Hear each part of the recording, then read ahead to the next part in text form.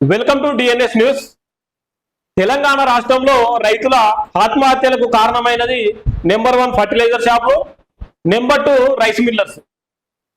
వీళ్ళు ప్రత్యక్షంగా వీళ్ళు చంపరు, పరోక్షంగా రైతు కుంగిపోయి కృషించబోయేటట్టు వాళ్ళందరూ వాళ్ళు సర్టిఫికేట్ అడిగేస్తున్నారు.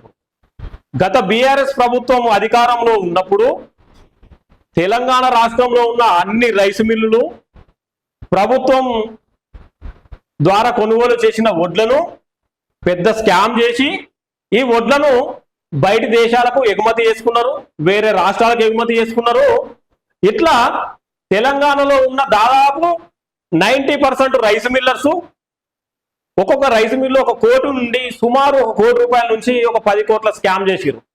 తెలంగాణ ప్రజల సొమ్మును స్కామ్ చేసి అక్రమంగా పందికొక్కులాగా బ్రహ్మాండంగా తిన్నారు. పిల్లి కదా కన్ను మూసుకొని పాలు అయితే ఎవరు చూస్తలేడు అనుకున్నారు, కానీ దొంగతనం ఎన్ని రోజులైనా ఏదో ఒక రోజు బయట పడుతుంది అన్నట్టు బయటపడ్డది. ఇది ఒక్కొక్క రైస్ మిల్లర్స్ కోటి నుంచి సుమారు 10 కోట్ల రూపాయలు స్వాహా చేసిరు. ఈ ప్రజల సొమ్ము, ఈ ప్రభుత్వం సొమ్ము. ప్రభుత్వానికి అంటే రైతుల దగ్గర వడ్లు కొని 1 క్వింటాల్కు 65 కిలోలు 67 కిలోలు ప్రభుత్వానికి రేషన్ బియ్యం ఇవ్వాలి రైస్ మిల్లర్స్. ఆ డబ్బులు ప్రభుత్వమే రైతులకు చెల్లిస్తుంది. విత్ హమాలి ట్రాన్స్పోర్ట్ తో సహా మొత్తం ప్రభుత్వమే చెల్లిస్తుంది. అయితే ఈ అమ్ముకున్న క్రమంలో ఇప్పుడు గతంలో బీఆర్ఎస్ ప్రభుత్వం ఉండే, ఇప్పుడు కాంగ్రెస్ ప్రభుత్వం వచ్చింది. ఈ ప్రభుత్వం ఇంతకుముందు గత ప్రభుత్వంలో జరిగిన ఈ స్కామ్ ను బయట పెట్టిన క్రమంలో ఇది మొత్తం తెలిసి ఈ రైస్ మిల్లర్ల మీద ఉక్కుపాదం మోపింది.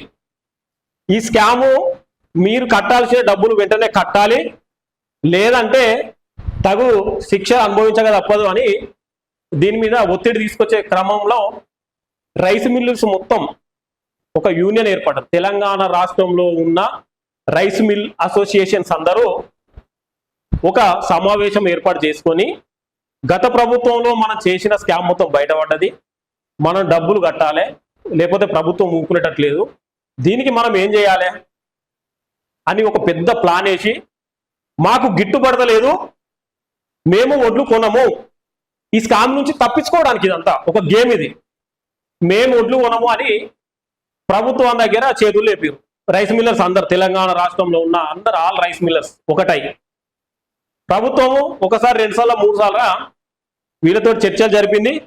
చర్చలు జరిపిన క్రమంలో 3 సార్లు వీళ్ళు ఇదే చెప్పారు, మేము వడ్లు కొనము, మాకు గిట్టుబాటు అయితే లేదు, మాకు తరగెక్కువ పోతుంది, 67 కిలోలు 65 కిలోలు మేము ఇయ్యలేకపోతున్నాము, మేము నష్టపోతున్నాము అని చెప్తే ప్రభుత్వంలో ఉన్న కొంతమంది సలహాదారులు కొనండి, ఖచ్చితంగా రైతులను ఇబ్బంది పెట్టొద్దు అని సమావేశాలు జరిగి ఇదంతా జరిగినట్టు వినికిడి. దీన్నే ఆసరగా తీసుకున్న రైస్ మిల్లర్స్ వచ్చిందిరా అవకాశం అనే ఉద్దేశంతో ప్రతి రైతు దగ్గర పండించిన ధాన్యం ఐకేపీ సెంటర్లకు వచ్చింది.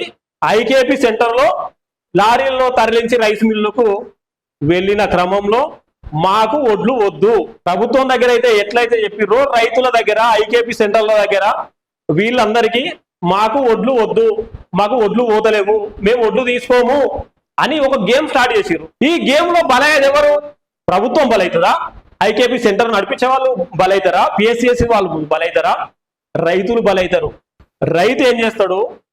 పంట వండించడానికి రోని కార్తు వచ్చిందంటే ఓ సావుకారు దగ్గరనో, ఓ తెలిసిన వారి దగ్గరనో, బంధువు దగ్గరనో, ఫ్రెండ్ దగ్గరనో వ్యవసాయానికి పెట్టుబడి కావాలని ఓ 50,000 1,00,000 రూపాయలు అప్పు తెచ్చుకొని పంట వండినాక మళ్ళీ నీకు 2 రూపాయల ఇంట్రెస్ట్ తోటి మళ్ళీ కడతా అని చెప్పి తెచ్చుకొని ఈ వ్యవసాయానికి వాడుకుంటాడు ఆ డబ్బుల్ని.